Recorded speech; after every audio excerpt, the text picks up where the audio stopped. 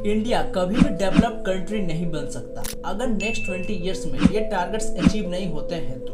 But why? Modi ji current time को अमृत काल कहते हैं because India currently demographic divided phase में है। डेमोग्राफिक डिवाइडेड ऐसे फेज होते हैं जिसमें working population non working population से ज़्यादा होती है और करंटली इंडिया की 62% पॉपुलेशन वर्किंग एज कैटेगरीज में है which is more than US, China and western Europe. लेकिन ऐसे हालात हमेशा नहीं रहेंगे बिकॉज 2041 तक इंडिया का डेमोग्राफिक डिवाइडेड पीक पर होगा और इंडिया ओल्ड होने लगेगा। और ऐसा होने का रीजन है टोटल इनफर्टिलिटी रेट जो 2.1 से ऊपर होना चाहिए रिप्लेसमेंट रेट को मेंटेन करने के लिए एंड इंडिया का ऑलरेडी 2.1 से स्लिप कर चुका है। दैट मीन्स कम बेबीज बोर्न हो रहे हैं जो हम ऑलरेडी चाइना और जापान के केस में देख चुके हैं। और इकोनॉमिक ग्रोथ काफी डिपेंडेंट है पॉपुलेशन ग्रोथ पर बिकॉज वर्किंग पॉपुलेशन इकोनॉमी को fuel.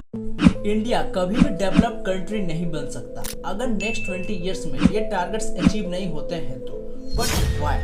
Modi ji current time को अमृत काल कहते हैं because India currently demographic divided phase में है। डेमोग्राफिक डिवाइडेड ऐसे फेज होते हैं जिसमें working population non working population से ज़्यादा होती है और करंटली इंडिया की 62% पॉपुलेशन वर्किंग एज कैटेगरीज में है which is more than US, China and western Europe.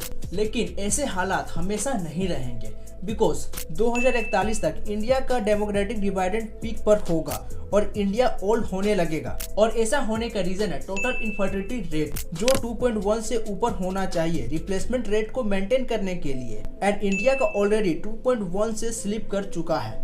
That means कम बेबीज बोर्न हो रहे हैं जो हम ऑलरेडी चाइना और जापान के केस में देख चुके हैं। और इकोनॉमिक ग्रोथ काफी डिपेंडेंट है पॉपुलेशन ग्रोथ पर बिकॉज वर्किंग पॉपुलेशन इकोनॉमी को फ्यूल